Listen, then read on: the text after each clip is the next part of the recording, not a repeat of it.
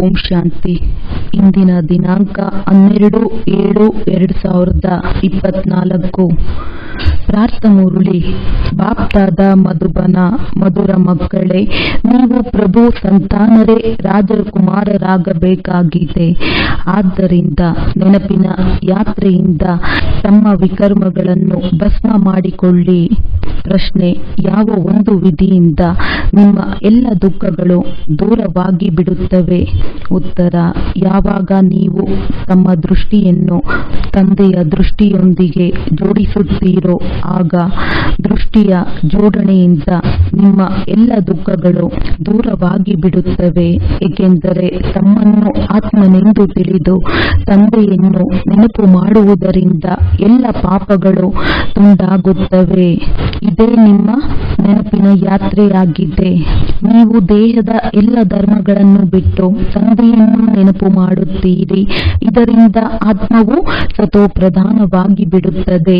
ನೀವು ಸುಖಧಾಮದ ಮಾಲೀಕರಾಗಿ ಬಿಡುತ್ತೀರಿ. ಓಂ ಶಾಂತಿ. ಶಿವ ಭಗವಾನ್ ವಾಚ: ತಮ್ಮನ್ನು ಆತ್ಮನೆಂದು ತಿಳಿದು ಕುಳಿತುಕೊಳ್ಳಿ. ತಂದೆಯು ಆದೇಶಿಸುತ್ತಾರೆ. ಶಿವ ಭಗವಾನ್ ವಾಚ ಅಂದರೆ ಶಿವ ತಂದೆಯು ತಿಳಿಸುತ್ತಾರೆ. ಮಕ್ಕಳೇ, ತಮ್ಮನ್ನು ಆತ್ಮನೆಂದು ತಿಳಿದು ಕುಳಿತುಕೊಳ್ಳಿ. ಏಕೆಂದರೆ ನೀವೆಲ್ಲರೂ ಸಹೋದರರಾಗಿದ್ದೀರಿ. ಒಬ್ಬ ತಂದೆಯ ಮಕ್ಕಳಾಗಿದ್ದೀರಿ. ಒಬ್ಬ ತಂದೆಯಿಂದಲೇ ಆಸ್ತಿಯನ್ನು ಪಡೆಯಬೇಕಾಗಿದೆ. 5000 ವರ್ಷಗಳ ಮೊದಲು ಸಹ ತಂದೆಯಿಂದ ಆಸ್ತಿಯನ್ನು ಪಡೆದಿದ್ದೀರಿ. ಆದಿ ಸನಾತನ ದೇವಿ ದೇವತೆಗಳ ರಾಜಧಾನಿಯಲ್ಲಿದ್ದೀರಿ. ನೀವು ಸೂರ್ಯವಂಶಿ ಅರ್ಥಾತ್ ವಿಶ್ವದ ಮಾಲೀಕರು ಹೇಗಾಗಲು ಸಾಧ್ಯವೆಂಬುದನ್ನು ತಂದೆಯು ಕುಳಿತು ತಿಳುವಳಿಕೆ ನೀಡುತ್ತಾರೆ. ನೀವು ತಂದೆಯಾದ ನನ್ನನ್ನು ನೆನಪು ಮಾಡಿ. ನೀವೆಲ್ಲ ಆತ್ಮಗಳು ಸಹೋದರರಾಗಿದ್ದೀರಿ. ಶ್ರೇಷ್ಠಾತಿ ಶ್ರೇಷ್ಠ ಭಗವಂತನು ಒಬ್ಬರೇ ಆಗಿದ್ದಾರೆ. ಸತ್ಯ ಸಾಹೇಬನ ಮಕ್ಕಳು ಪ್ರಭು ಸಂತಾನರಾಗಿದ್ದೀರಿ. ಇದನ್ನು ತಂದೆಯೇ ತಿಳಿಸುತ್ತಾರೆ. ಅವರ ಶ್ರೀಮತದನುಸಾರ ಬುದ್ಧಿಯೋಗವನ್ನು ಜೋಡಿಸುತ್ತೀರೆಂದರೆ ನಿಮ್ಮ ಪಾಪಗಳೆಲ್ಲವೂ ತುಂಡಾಗುತ್ತವೆ. ಎಲ್ಲ ದುಃಖಗಳು ದೂರ ಆಗಿಬಿಡುತ್ತವೆ. ಯಾವಾಗ ತಂದೆಯೊಂದಿಗೆ ನಮ್ಮ ದೃಷ್ಟಿಯು ಸೇರುವುದೋ ಆಗ ಎಲ್ಲ ದುಃಖವು ದೂರ ಆಗಿಬಿಡುವುದು. ದೃಷ್ಟಿಯನ್ನು ಜೋಡಿಸುವುದರ ಅರ್ಥವನ್ನು ತಿಳಿಸುತ್ತಾರೆ. ತಮ್ಮನ್ನು ಆತ್ಮನೆಂದು ತಿಳಿದು ತಂದೆಯನ್ನು ನೆನಪು ಮಾಡಿ. ಇದು ನೆನಪಿನ ಯಾತ್ರೆಯಾಗಿದೆ. ಇದಕ್ಕೆ ಯೋಗಾಗ್ನಿ ಎಂದು ಹೇಳಲಾಗುತ್ತದೆ. ಈ ಯೋಗಾಗ್ನಿಯಿಂದ ನಿಮ್ಮ ಜನ್ಮ ಜನ್ಮಾಂತರದ ಪಾಪಗಳೆಲ್ಲವೂ ಭಸ್ಮವಾಗುತ್ತವೆ. ಇದಂತೂ ದುಃಖಧಾಮವಾಗಿದೆ. ಎಲ್ಲರೂ ನರಕವಾಸಿಗಳಾಗಿದ್ದಾರೆ. ನೀವು ಬಹಳ ಪಾಪಗಳನ್ನು ಮಾಡಿದ್ದೀರಿ. ಇದಕ್ಕೆ ರಾವಣ ರಾಜ್ಯ ಎಂದು ಹೇಳಲಾಗುತ್ತದೆ. ಸತ್ಯಯುಗಕ್ಕೆ ರಾಮರಾಜ್ಯ ಎಂದು ಹೇಳುತ್ತಾರೆ. ನೀವು ಈ ರೀತಿಯಾಗಿ ತಿಳಿಸಬಹುದು: ಬಲೆ ಎಷ್ಟೇ ದೊಡ್ಡ ಸಭೆಯು ಕುಳಿತಿರಲಿ, ಭಾಷಣ ಮಾಡುವುದರಲ್ಲಿ ಹಿಂಜರಿಯಬಾರದು. ನೀವಂತೂ ಭಗವಾನ್ ವಾಚವೆಂದು ಹೇಳುತ್ತಿರುತ್ತೀರಿ. ಶಿವ ಭಗವಾನ್ ವಾಚ: ನಾವೆಲ್ಲರೂ ಅವರ ಸಂತಾನರಾಗಿದ್ದೇವೆ. ಪರಸ್ಪರ ಸಹೋದರರಾಗಿದ್ದೇವೆ. ಬಾಕಿ ಶ್ರೀಕೃಷ್ಣನಿಗೆ ಸಂತಾನರಿದ್ದಾರೆ ಎಂದು ಹೇಳುವುದಿಲ್ಲ. ಹಾಗೂ ಇಷ್ಟು ಜನ ರಾಣಿಯರು ಇರಲಿಲ್ಲ. ಕೃಷ್ಣನಿಗೆ ಯಾವಾಗ ಸ್ವಯಂವರ ಆಗುವುದೋ ಆಗ ಹೆಸರೇ ಬದಲಾಗುತ್ತದೆ. ಆ ಲಕ್ಷ್ಮೀನಾರಾಯಣರಿಗೆ ಮಕ್ಕಳಿದ್ದಾರೆ ಎಂದು ಹೇಳಬಹುದು. ರಾಧೆ ಕೃಷ್ಣರೇ ಸ್ವಯಂವರದ ನಂತರ ಲಕ್ಷ್ಮೀನಾರಾಯಣರಾಗುತ್ತಾರೆ. ಆಗ ಒಂದು ಮಗು ಆಗುತ್ತದೆ. ನಂತರ ಅವರ ರಾಜಧಾನಿಯೂ ನಡೆಯುತ್ತದೆ.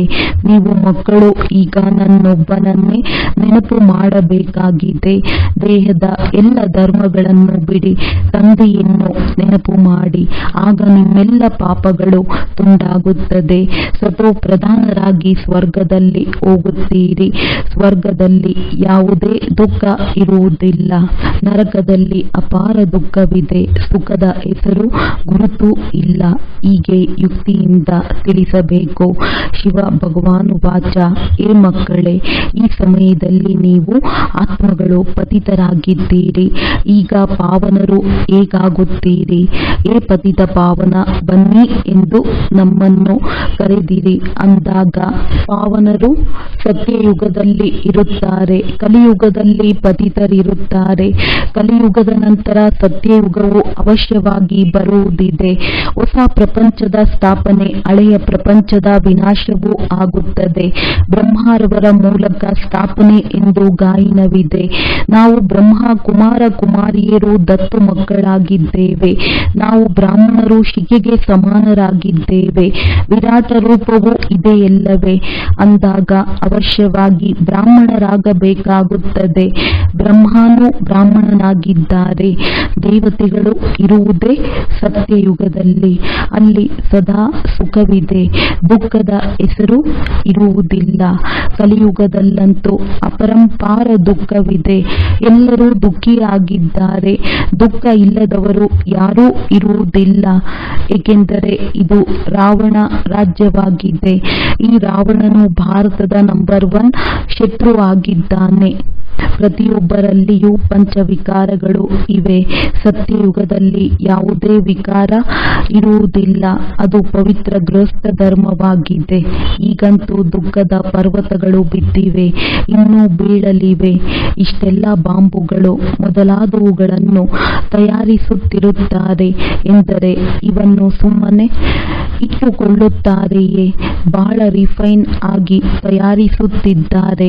ಮೊದಲು ರಿಹರ್ಸಲ್ ಮಾಡುತ್ತಾರೆ, ನಂತರ ಅಂತಿಮ ತೀರ್ಮಾನವಾಗುತ್ತದೆ. ಈಗ ಸಮಯವು ಬಹಳ ಕಡಿಮೆ ಇದೆ. ನಾಟಕವಂತೂ ತನ್ನ ಸಮಯದಲ್ಲಿ ಮುಕ್ತಾಯವಾಗುತ್ತದೆ ಎಲ್ಲವೇ? ಮೊಟ್ಟ ಮೊದಲು ಶಿವ ತಂದೆಯ ಜ್ಞಾನವಿರಬೇಕು. ಯಾವುದೇ ಭಾಷಣವನ್ನು ಪ್ರಾರಂಭ ಮಾಡಿದಾಗ ಸದಾ ಮೊಟ್ಟ ಮೊದಲು ಶಿವಾಯ ನಮಃ ಎಂದು ಹೇಳುತ್ತಾರೆ. ಏಕೆಂದರೆ ಶಿವ ತಂದೆಯ ಮಹಿಮೆಯು ಮತ್ಯಾರಿಗೂ ಇರಲು ಸಾಧ್ಯವಿಲ್ಲ. ಶಿವ ಜಯಂತಿಯೇ ವಜ್ರ ಸಮಾನವಾಗಿದೆ. ಕೃಷ್ಣನ ಚರಿತ್ರೆ ಏನೂ ಇಲ್ಲ. ಸತ್ಯಯುಗದಲ್ಲಂತೂ ಚಿಕ್ಕ ಮಕ್ಕಳು ಸತೋಪ್ರಧಾನರಾಗಿರುತ್ತಾರೆ. ಮಕ್ಕಳಲ್ಲಿ ಯಾವುದೇ ಚಂಚಲತೆ ಇರುವುದಿಲ್ಲ. ಆದರೆ ಕೃಷ್ಣನು ಬೆಣ್ಣೆ ಕದಿಯುತ್ತಿದ್ದ, ಹೀಗೆ ಮಾಡುತ್ತಿದ್ದ, ಹಾಗೆ ಮಾಡುತ್ತಿದ್ದ ಎಂದು ಕೃಷ್ಣನಿಗೆ ತೋರಿಸುತ್ತಾರೆ. ಹೀಗೆ ಹೇಳುವುದಂತೂ ಕೃಷ್ಣನ ಮಹಿಮೆಯ ಬದಲು ಇನ್ನೂ ನಿಂದನೆ ಆಗುತ್ತದೆ. ಎಷ್ಟೊಂದು ಖುಷಿಯಲ್ಲಿ ಬಂದು ಈಶ್ವರ ಸರ್ವವ್ಯಾಪಿ ಎಂದು ಹೇಳುತ್ತಾರೆ. ನಿಮ್ಮಲ್ಲಿಯೂ ಇದ್ದಾರೆ, ನನ್ನಲ್ಲಿಯೂ ಇದ್ದಾರೆ ಅಂದಾಗ ಇದು ಬಹಳ ದೊಡ್ಡ ನಿಂದನೆ ಆಗಿದೆ. ಆದರೆ ತಮೋಪ್ರಧಾನ ಮನುಷ್ಯರು ಇದನ್ನು ಅರಿತುಕೊಳ್ಳುವುದಿಲ್ಲ. ಆದ್ದರಿಂದ ಮೊಟ್ಟ ಮೊದಲು ತಂದೆಯ ಪರಿಚಯವನ್ನು ಕೊಡಬೇಕು. ಅವರು ನಿರಾಕಾರ ತಂದೆಯಾಗಿದ್ದಾರೆ. ಅವರ ಹೆಸರೇ ಆಗಿದೆ ಕಲ್ಯಾಣಕಾರಿ ಶಿವ. ಸರ್ವರ ಸದ್ಗತಿದಾತನಾಗಿದ್ದಾರೆ. ಆ ನಿರಾಕಾರ ತಂದೆ ಸುಖದ ಸಾಗರ, ಶಾಂತಿಯ ಸಾಗರ ಆಗಿದ್ದಾರೆ ಅಂದಾಗ ಇಷ್ಟೊಂದು ದುಃಖವು ಏಕೆ ಆಗಿದೆ? ಏಕೆಂದರೆ ರಾವಣ ರಾಜ್ಯವಾಗಿದೆ. ರಾವಣನು ಎಲ್ಲರ ಶತ್ರು ಆಗಿದ್ದಾನೆ. ರಾವಣನನ್ನು ಸಾಯಿಸುತ್ತಾರೆ, ಆದರೆ ಸಾಯುವುದೇ ಇಲ್ಲ. ಇಲ್ಲಿ ಕೇವಲ ಒಂದು ದುಃಖವಲ್ಲ, ಅಪರಂಪಾರ ದುಃಖವಿದೆ. ಸತ್ಯಯುಗದಲ್ಲಿ ಅಪರಂಪಾರ ಸುಖವಿರುತ್ತದೆ. 5000 ವರ್ಷಗಳ ಮೊದಲು ಬೇಹದ್ದಿನ ತಂದೆಯ ಮಕ್ಕಳಾಗಿದ್ದೀರಿ ಮತ್ತು ಈ ಆಸ್ತಿಯನ್ನು ಪಡೆದಿದ್ದೀರಿ. ಶಿವ ತಂದೆಯು ಅವಶ್ಯವಾಗಿ ಬರುತ್ತಾರೆ ಅಂದಾಗ ಬಂದು ಏನಾದರೂ ಮಾಡುತ್ತಾರಲ್ಲವೇ?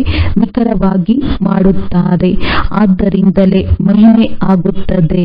ಶಿವರಾತ್ರಿ ಎಂದು ಹೇಳುತ್ತಾರೆ, ನಂತರ ಕೃಷ್ಣನ ರಾತ್ರಿ. ಈಗ ಶಿವರಾತ್ರಿ ಮತ್ತು ಕೃಷ್ಣನ ರಾತ್ರಿಯನ್ನು ತಿಳಿದುಕೊಳ್ಳಬೇಕು. ಶಿವ ತಂದೆಯಿತು ಬೇಹದ್ದಿನ ರಾತ್ರಿಯಲ್ಲೇ ಬರುತ್ತಾರೆ. ಕೃಷ್ಣನ ಜನ್ಮವು ಅಮೃತ ವೇಳೆಯಲ್ಲಿ ಆಗುತ್ತದೆಯೇ ಹೊರತು ರಾತ್ರಿಯ ಸಮಯದಲ್ಲಿ ಅಲ್ಲ. ಶಿವರಾತ್ರಿಯನ್ನು ಆಚರಿಸುತ್ತಾರೆ, ಆದರೆ ಅವರಿಗೆ ಯಾವುದೇ ತಿಥಿ ತಾರೀಕು ಇಲ್ಲ. ಕೃಷ್ಣನ ಜನ್ಮವು ಅಮೃತ ವೇಳೆಯ ಸಮಯದಲ್ಲಿ ಆಗುತ್ತದೆ. ಅಮೃತ ವೇಳೆ ಎಲ್ಲದಕ್ಕಿಂತ ಶುಭ ಮುಹೂರ್ತವೆಂಬ ಮಾನ್ಯತೆ ಇದೆ. ಅವರು ಕೃಷ್ಣನ ಜನ್ಮವನ್ನು 12 ಗಂಟೆಯ ಸಮಯದಲ್ಲಿ ಆಚರಿಸುತ್ತಾರೆ. ಆದರೆ ಆ ಸಮಯವು ಮುಂಜಾನೆಯಂತೂ ಆಗಲಿಲ್ಲ. ಪ್ರಭಾತವೆಂದರೆ ಬೆಳಿಗ್ಗೆ 2-3 ಗಂಟೆಯ ಸಮಯಕ್ಕೆ ಹೇಳಲಾಗುತ್ತದೆ. ಆಗ ಸ್ಮರಣೆಯನ್ನು ಮಾಡಬಹುದು. ಆದರೆ 12 ಗಂಟೆಗೆ ವಿಕಾರದಿಂದ ಎದ್ದು ಯಾರಾದರೂ ಭಗವಂತನ ಹೆಸರನ್ನು ತೆಗೆದುಕೊಳ್ಳುವವರೇ? ಇಲ್ಲವೇ ಇಲ್ಲ. 12 ಗಂಟೆಯ ಸಮಯಕ್ಕೆ ಅಮೃತ ವೇಳೆ ಎಂದು ಹೇಳುವುದಿಲ್ಲ. ಆ ಸಮಯದಲ್ಲಿ ಮನುಷ್ಯರು ಪತಿತರಾಗುತ್ತಾರೆ, ವಾಯುಮಂಡಲವೇ ಹಾಳಾಗಿರುತ್ತದೆ. 1:30 ಗಂಟೆಯ ಸಮಯದಲ್ಲಿ ಯಾರಾದರೂ ಹೇಳುತ್ತಾರೆಯೇ? 3-4 ಗಂಟೆಯ ಸಮಯವೂ ಅಮೃತ ವೇಳೆಯಾಗಿದೆ. ಆ ವೇಳೆ ಎದ್ದು ಮನುಷ್ಯರು ಭಕ್ತಿ ಮಾಡುತ್ತಾರೆ. ಈ ಸಮಯವಂತೂ ಮನುಷ್ಯರೇ ಮಾಡಿಕೊಂಡಿದ್ದಾರೆ. ಆದರೆ ಅದು ಸಮಯವಲ್ಲ ಅಂದಾಗ ಕೃಷ್ಣನ ವೇಳೆಯನ್ನು ತೆಗೆಯಬಹುದು, ಆದರೆ ಶಿವನ ವೇಳೆಯನ್ನು ತೆಗೆಯಲು ಸಾಧ್ಯವಿಲ್ಲ. ಇದನ್ನು ತಾವೇ ಬಂದು ತಿಳಿಸುತ್ತಾರೆ ಅಂದಾಗ ಮೊಟ್ಟ ಮೊದಲು ಶಿವ ತಂದೆಯ ಮಹಿಮೆಯನ್ನು ತಿಳಿಸಬೇಕು. ಗೀತೆಯನ್ನು ಮೊದಲೇ ಹಾಕಬೇಕು, ಕೊನೆಯಲ್ಲಿ ಅಲ್ಲ. ಶಿವ ತಂದೆಯು ಎಲ್ಲರಿಗಿಂತ ಮಧುರ ತಂದೆಯಾಗಿದ್ದಾರೆ. ಅವರಿಂದ ಬೇಹದ್ದಿನ ಆಸ್ತಿಯೂ ಸಿಗುತ್ತದೆ. ಇಂದಿಗೆ 5,000 ವರ್ಷಗಳ ಮೊದಲು ಶ್ರೀಕೃಷ್ಣನು ಸತ್ಯಯುಗದ ಮೊದಲ ರಾಜಕುಮಾರನಾಗಿದ್ದನು. ಅಲ್ಲಿ ಅಪರಂಪಾರ ಸುಖವಿತ್ತು. ಆ ಸ್ವರ್ಗದ ಗಾಯನವನ್ನು ಈಗಲೂ ಮಾಡುತ್ತಿರುತ್ತಾರೆ. ಯಾರೇ ಸತ್ತರೂ ಸ್ವರ್ಗಸ್ಥರಾದರೆಂದು ಹೇಳುತ್ತಾರೆ. ಅರೆ, ಈಗಂತೂ ನರಕವಿದೆ. ಸ್ವರ್ಗವಿದ್ದಿದ್ದರೆ ಸ್ವರ್ಗದಲ್ಲಿ ಪುನರ್ಜನ್ಮವನ್ನು ತೆಗೆದುಕೊಳ್ಳುತ್ತಿದ್ದರು. ತಿಳಿಸಬೇಕು, ನಮ್ಮ ಬಳಿ ಇಷ್ಟು ವರ್ಷಗಳ ಅನುಭವವಿದೆ. ಅದನ್ನು ಕೇವಲ 15 ನಿಮಿಷಗಳಲ್ಲಿ ತಿಳಿಸಲು ಸಾಧ್ಯವಿಲ್ಲ. ಇದರಲ್ಲಿ ಸಮಯ ಬೇಕು. ಮೊಟ್ಟ ಮೊದಲು 1 ಸೆಕೆಂಡಿನ ಮಾತನ್ನು ತಿಳಿಸುತ್ತೇವೆ. ಬೇಹದ್ದಿನ ತಂದೆ ಯಾರು? ದುಃಖಹರ್ತ ಸುಖಕರ್ತನಾಗಿದ್ದಾರೆ. ಅವರ ಕಥೆಯನ್ನು ಹೇಳುತ್ತೇವೆ. ಅವರು ನಾವೆಲ್ಲ ಆತ್ಮಗಳ ತಂದೆಯಾಗಿದ್ದಾರೆ. ನಾವು ಬ್ರಹ್ಮ ಕುಮಾರ ಕುಮಾರಿಯರೆಲ್ಲರೂ ಶಿವ ತಂದೆಯ ಶ್ರೀಮತದಂತೆ ನಡೆಯುತ್ತೇವೆ. ತಂದೆಯು ತಿಳಿಸುತ್ತಾರೆ, ನೀವೆಲ್ಲರೂ ಸಹೋದರ ಸಹೋದರಿಯರಾಗಿದ್ದೀರಿ. ನಾನು ನಿಮ್ಮ ತಂದೆಯಾಗಿದ್ದೇನೆ. 5,000 ವರ್ಷಗಳ ಹಿಂದೆಯೂ ಬಂದಿದ್ದೇನೆ. ಆದ್ದರಿಂದಲೇ ಶಿವ ಜಯಂತಿಯನ್ನು ಆಚರಿಸುತ್ತೇವೆ. ಸ್ವರ್ಗದಲ್ಲಂತೂ ಏನನ್ನೂ ಆಚರಿಸುವುದಿಲ್ಲ. ಶಿವ ಜಯಂತಿಯಾಗುತ್ತದೆ. ಭಕ್ತಿ ಮಾರ್ಗದಲ್ಲಿ ಅದರ ನೆನಪಾರ್ಥವಾಗಿ ಆಚರಣೆ ಮಾಡಲಾಗುತ್ತದೆ. ಈ ಗೀತಾ ಭಾಗವು ಪುನರಾವರ್ತನೆ ಆಗುತ್ತಿದೆ. ಹೊಸ ಪ್ರಪಂಚದ ಸ್ಥಾಪನೆಯು ಬ್ರಹ್ಮರವರ ಮೂಲಕ, ಶಂಕರನ ಮೂಲಕ. ಹಳೆಯ ಪ್ರಪಂಚದ ವಿನಾಶವು ಆಗುತ್ತಿದೆ. ಈಗ ಈ ಹಳೆಯ ಪ್ರಪಂಚದ ವಾಯುಮಂಡಲವನ್ನಂತೂ ನೀವು ನೋಡುತ್ತಿದ್ದೀರಿ. ಈ ಹಳೆಯ ಪ್ರಪಂಚದ ವಿನಾಶವು ಅವಶ್ಯವಾಗಿ ಆಗುವುದಿದೆ. ಆದ್ದರಿಂದಲೇ ಕರೆಯುತ್ತಾರೆ, ನಮ್ಮನ್ನು ಪಾವನ ಪ್ರಪಂಚಕ್ಕೆ ಕರೆದುಕೊಂಡು ಹೋಗಿ. ಇಲ್ಲಿ ಅಪಾರ ದುಃಖವಿದೆ. ಯುದ್ಧ, ಮೃತ್ಯು, ವಿಧವೆತನ, ಜೀವಘಾತ ಮಾಡಿಕೊಳ್ಳುವುದು. ಸತ್ಯಯುಗದಲ್ಲಂತೂ ಅಪಾರ ಸುಖದ ರಾಜ್ಯವಿತ್ತು. ಈ ಗುರಿ ಉದ್ದೇಶದ ಚಿತ್ರವನ್ನು ಅವಶ್ಯವಾಗಿ ತೆಗೆದುಕೊಂಡು ಹೋಗಬೇಕು. ಶ್ರೀ ಲಕ್ಷ್ಮೀ ನಾರಾಯಣರು ವಿಶ್ವದ ಮಾಲೀಕರಾಗಿದ್ದರು. 5,000 ವರ್ಷಗಳ ಮಾತನ್ನು ತಿಳಿಸುತ್ತೇವೆ. ಇವರು ಈ ಜನ್ಮವನ್ನು ಹೇಗೆ ತೆಗೆದುಕೊಂಡರು, ಎಂತಹ ಕರ್ಮವನ್ನು ಮಾಡಿದ ಕಾರಣ ಈ ರೀತಿ ಆದರು. ಕರ್ಮ, ಅಕರ್ಮ, ವಿಕರ್ಮದ ಗತಿಯನ್ನು ತಂದೆಯೇ ತಿಳಿಸುತ್ತಾರೆ. ಸತ್ಯಯುಗದಲ್ಲಿ ಕರ್ಮವು ಅಕರ್ಮವಾಗುತ್ತದೆ. ಇಲ್ಲಂತೂ ರಾವಣ ರಾಜ್ಯ ಆಗಿರುವ ಕಾರಣ ಕರ್ಮವು ವಿಕರ್ಮವಾಗಿ ಬಿಡುತ್ತವೆ. ಆದ್ದರಿಂದ ಇದಕ್ಕೆ ಪಾಪಾತ್ಮರ ಪ್ರಪಂಚವೆಂದು ಹೇಳಲಾಗುತ್ತದೆ. ಕಾರ್ಯ ವ್ಯವಹಾರದಲ್ಲಿ ಪಾಪಾತ್ಮರೊಂದಿಗೆ ಈಗ ಹೊಟ್ಟೆಯಲ್ಲಿ ಮಗು ಇದ್ದಾಗ ನಿಶ್ಚಿತಾರ್ಥ ಮಾಡುತ್ತಾರೆ. ಎಷ್ಟೊಂದು ವಿಕಾರಿ ದೃಷ್ಟಿ ಇದೆ. ಇಲ್ಲಂತೂ ಇರುವುದೇ ವಿಕಾರಿ ದೃಷ್ಟಿ. ಸತ್ಯಯುಗದಲ್ಲಿ ನಿರ್ವಿಕಾರಿಗಳು ಎಂದು ಹೇಳಲಾಗುತ್ತದೆ. ಇಲ್ಲಿ ಕಣ್ಣುಗಳು ಬಹಳ ಪಾಪ ಮಾಡುತ್ತವೆ. ಅಲ್ಲಿ ಯಾವುದೇ ಪಾಪಗಳನ್ನು ಮಾಡುವುದಿಲ್ಲ. ಸತ್ಯಯುಗದಿಂದ ಹಿಡಿದು ಕಲಿಯುಗದ ಅಂತ್ಯದವರೆಗೆ ಇತಿಹಾಸ ಭೂಗೋಳವು ಪುನರಾವರ್ತನೆ ಆಗುತ್ತದೆ. ಇದನ್ನಂತೂ ತಿಳಿಯಬೇಕಲ್ಲವೇ? ದುಃಖಧಾಮ ಸುಖಧಾಮವೆಂದು ಏಕೆ ಹೀಗೆ ಹೇಳಲಾಗುತ್ತದೆ, ಎಲ್ಲವೂ ಪತಿತ ಮತ್ತು ಪಾವನ ಆಗುವುದರ ಮೇಲೆ ಆಧಾರಿತವಾಗಿದೆ. ಆದ್ದರಿಂದ ತಂದೆಯು ತಿಳಿಸುತ್ತಾರೆ, ಕಾಮ ಮಹಾ ಶತ್ರುವಾಗಿದೆ.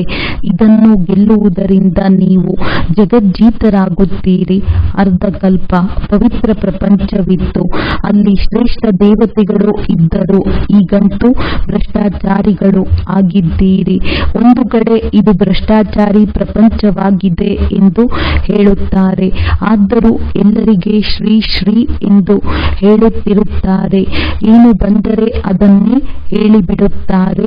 ಇದೆಲ್ಲವನ್ನು ಅರಿತುಕೊಳ್ಳಬೇಕಾಗಿದೆ. ಈಗಂತೂ ಮೃತ್ಯುವು ಸನ್ಮುಖದಲ್ಲಿ ನಿಂತಿದೆ.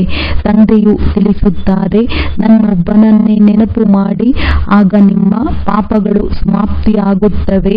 ನೀವು ಸತೋಪ್ರಧಾನರಾಗುತ್ತೀರಿ, ಸುಖಧಾಮದ ಮಾಲೀಕರಾಗುತ್ತೀರಿ. ಈಗಂತೂ ದುಃಖವೇ ದುಃಖವಿದೆ.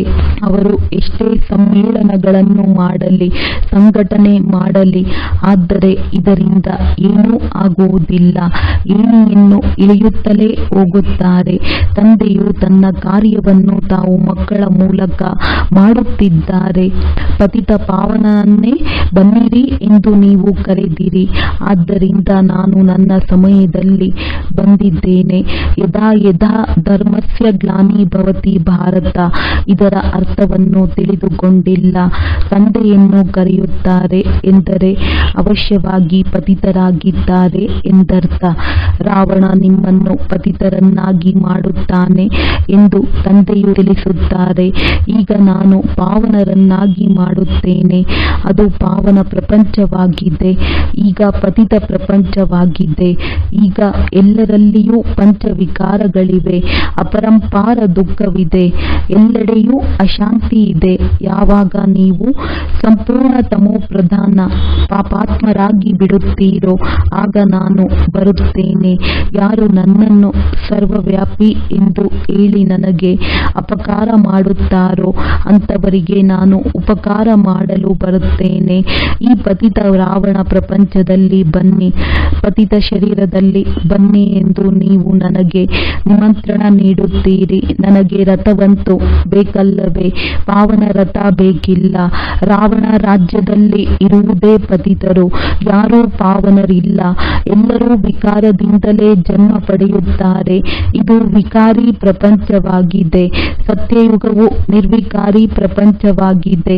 ಈಗ ತಮೋ ಪ್ರಧಾನದಿಂದಲೇ ಸತೋ ಪ್ರಧಾನರು ಹೇಗಾಗುತ್ತೀರಿ? ಪತಿತ ಪಾವನನಂತೂ ನಾನೇ ಆಗಿದ್ದೇನೆ. ನನ್ನ ಜೊತೆ ಯೋಗವನ್ನು ಇಡಿ. ಇದು ಭಾರತದ ಪ್ರಾಚೀನ ರಾಜಯೋಗವಾಗಿದೆ. ಅವಶ್ಯವಾಗಿ ಬರುವುದು ಗೃಹಸ್ಥ ಮಾರ್ಗದಲ್ಲಿಯೇ. ಎಷ್ಟು ವಿಚಿತ್ರವಾದ ರೀತಿಯಲ್ಲಿ ಬರುತ್ತಾರೆ. ಇವರು ತಂದೆಯೂ ಆಗಿದ್ದಾರೆ, ತಾಯಿಯೂ ಆಗಿದ್ದಾರೆ. ಏಕೆಂದರೆ ಗೋಮುಖವೂ ಬೇಕು, ಅದರಿಂದ ಜ್ಞಾನಾಮೃತವೂ ಬರಬೇಕು. ಆದ್ದರಿಂದ ಇವರು ಬ್ರಹ್ಮ ಮಾತಪಿತನಾಗಿದ್ದಾರೆ. ನಂತರ ಮಾತೆಯರ ಸಂಭಾಲನೆಗಾಗಿ ಸರಸ್ವತಿಯವರನ್ನು ನಿಮಿತ್ತವಾಗಿ ಇಟ್ಟಿದ್ದಾರೆ. ಅವರಿಗೆ ಜಗದಂಬೆ ಎಂದು ಹೇಳಲಾಗುತ್ತದೆ, ಕಾಳಿ ಮಾತೆ ಎಂದು. ಆದರೆ ಈ ರೀತಿ ಶರೀರವು ಕಪ್ಪಾಗಿರುತ್ತದೆಯೇ? ಕೃಷ್ಣನನ್ನೂ ಸಹ ಕಪ್ಪು ಮಾಡಿಬಿಟ್ಟಿದ್ದಾರೆ, ಏಕೆಂದರೆ ಕಾಮಚಿತೆಯ ಮೇಲೆ ಕುಳಿತು ಕಪ್ಪಾಗಿದ್ದಾರೆ. ಕೃಷ್ಣನೇ ಶ್ಯಾಮ ಮತ್ತು ಸುಂದರನಾಗುತ್ತಾನೆ. ಇವೆಲ್ಲ ಮಾತುಗಳನ್ನು ತಿಳಿದುಕೊಳ್ಳಲು ಸಹ ಸಮಯ ಬೇಕು. ಇದು ಕೋಟಿಯಲ್ಲಿ ಕೆಲವರು, ಕೆಲವರಲ್ಲಿಯೂ ಕೆಲವರ ಬುದ್ಧಿಯಲ್ಲಿಯೇ ಕುಳಿತುಕೊಳ್ಳುವುದು. ಏಕೆಂದರೆ ಎಲ್ಲರಲ್ಲಿಯೂ ಪಂಚವಿಕಾರಗಳು ಪ್ರವೇಶವಾಗಿದೆ. ನೀವು ಈ ಮಾತನ್ನು ಸಭೆಯಲ್ಲಿಯೂ ತಿಳಿಸಬಹುದು, ಏಕೆಂದರೆ ಯಾರಿಗೆ ಬೇಕಾದರೂ ತಿಳಿಸುವ ಹಕ್ಕಿದೆ. ಇಂತಹ ಅವಕಾಶವನ್ನು ತೆಗೆದುಕೊಳ್ಳಬೇಕು. ಬಹಳ ದೊಡ್ಡ ಸಭೆಯಲ್ಲಿ ಮಧ್ಯದಲ್ಲಿ ಯಾರಾದರೂ ಪ್ರಶ್ನೆಯೂ ಮಾಡಬಹುದು. ಆಗ ನಿಮಗೆ ಕೇಳಲು ಇಷ್ಟವಿಲ್ಲವೆಂದರೆ ಶಾಂತಿಯಿಂದ ಹೊರಟು ಹೋಗಿ, ಮಾತನಾಡಬೇಡಿ. ಹೀಗೆ ತಿಳಿಸಿಕೊಡಿ. ಈಗಂತೂ ಅಪಾರ ದುಃಖವಿದೆ. ದುಃಖದ ಪರ್ವತಗಳೇ ಬೀಳುವುದು ತಿಳಿದಿದೆ. ನಾವು ತಂದೆಯನ್ನು ರಚನೆಯನ್ನು ತಿಳಿದುಕೊಂಡಿದ್ದೇವೆ. ನೀವು ಯಾರ ಪರಿಚಯವನ್ನು ತಿಳಿದುಕೊಂಡಿಲ್ಲ. ತಂದೆಯು ಭಾರತವನ್ನು ಯಾವಾಗ ಸ್ವರ್ಗವನ್ನಾಗಿ ಮಾಡಿದರು ಮತ್ತು ಹೇಗೆ ಮಾಡಿದರು ಇದು ನಿಮಗೆ ಗೊತ್ತಿಲ್ಲ. ಬಂದರೆ ನಾವು ಅದನ್ನು ತಿಳಿಸಿಕೊಡುತ್ತೇವೆ. 84 ಜನ್ಮಗಳನ್ನು ಹೇಗೆ ತೆಗೆದುಕೊಳ್ಳುತ್ತೇವೆ? 7 ದಿನಗಳ ಸಾಪ್ತಾಹಿಕ ಶಿಕ್ಷಣವನ್ನು ತೆಗೆದುಕೊಂಡರೆ ನಾವು ನಿಮ್ಮನ್ನು 21 ಜನ್ಮಗಳಿಗಾಗಿ ಪಾಪಾತ್ಮರಿಂದ ಪುಣ್ಯಾತ್ಮರನ್ನಾಗಿ ಮಾಡಿಬಿಡುತ್ತೇವೆ. ಒಳ್ಳೆಯದು.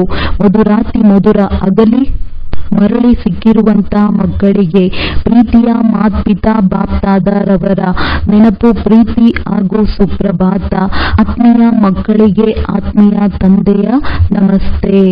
ಧಾರಣೆಗಾಗಿ ಮುಖ್ಯ ಸಾರ. ತಂದೆ ಕರ್ಮ ಅಕರ್ಮ ವಿಕರ್ಮದ ಯಾವ ಗುಹ್ಯ ಗತಿಯನ್ನು ತಿಳಿಸಿದ್ದಾರೆಯೋ ಅದನ್ನು ಬುದ್ಧಿಯಲ್ಲಿ ಇಟ್ಟುಕೊಂಡು ಪಾಪಾತ್ಮರೊಂದಿಗೆ ಈಗ ವ್ಯವಹರಿಸಬಾರದಾಗಿದೆ. ಶ್ರೀಮತದನುಸಾರ ಒಬ್ಬ ತಂದೆಯೊಂದಿಗೆ ಈಗ ಬುದ್ಧಿಯನ್ನು ಇಡಬೇಕಾಗಿದೆ. ಸತೋಪ್ರಧಾನರಾಗುವ ಪುರುಷಾರ್ಥ ಮಾಡಬೇಕಾಗಿದೆ.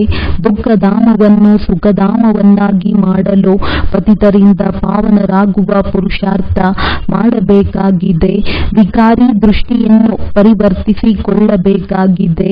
ವರದಾನ: ಜ್ಞಾನಪೂರ್ಣರಾಗಿ ಸರ್ವ ವ್ಯರ್ಥದ ಪ್ರಶ್ನೆಗಳನ್ನು ಯಜ್ಞದಲ್ಲಿ ಸ್ವಾಹ ಮಾಡುವಂತಹ ನಿರ್ವಿಘ್ನ ಭವ. ಯಾವಾಗ ಏನಾದರೂ ವಿಘ್ನ ಬಂದಾಗ ಏನು ಏಕೆ ಎಂಬ ಅನೇಕ ಪ್ರಶ್ನೆಗಳಲ್ಲಿ ಹೋಗಿ ಬಿಡುವಿರಿ. ಪ್ರಶ್ನಾಚಿತ್ತರಾಗುವುದು ಅರ್ಥಾತ್ ಬೇಸರ ಆಗುವುದು. ಜ್ಞಾನಪೂರ್ಣರಾಗಿ ಯಜ್ಞದಲ್ಲಿ ಸರ್ವ ವ್ಯರ್ಥ ಪ್ರಶ್ನೆಗಳನ್ನು ಸ್ವಾಹ ಮಾಡಿಬಿಡಿ. ಆಗ ನಿಮ್ಮ ಸಮಯವೂ ಸಹ ಉಳಿಯುವುದು ಮತ್ತು ಇನ್ನೊಬ್ಬರ ಸಮಯವೂ ಸಹ ಉಳಿಯುವುದು. ಇದರಿಂದ ಸಹಜವಾಗಿ ನಿರ್ವಿಘ್ನರಾಗಿ ಬಿಡುವಿರಿ. ನಿಶ್ಚಯ ಮತ್ತು ವಿಜಯ ಜನ್ಮಸಿದ್ಧ ಅಧಿಕಾರವಾಗಿದೆ. ಈ ಗೌರವದಲ್ಲಿದ್ದಾಗ ಬೇಸರ ಆಗುವುದಿಲ್ಲ. ಸ್ಲೋಗನ್: ಸದಾ ಉತ್ಸಾಹದಲ್ಲಿರುವುದು ಮತ್ತು ಅನ್ಯರಲ್ಲೂ ಸಹ ಉತ್ಸಾಹ ತರುವುದು ಇದೇ ನಿಮ್ಮ ಕರ್ತವ್ಯವಾಗಿದೆ. ಒಳ್ಳೆಯದು. ಓಂ ಶಾಂತಿ.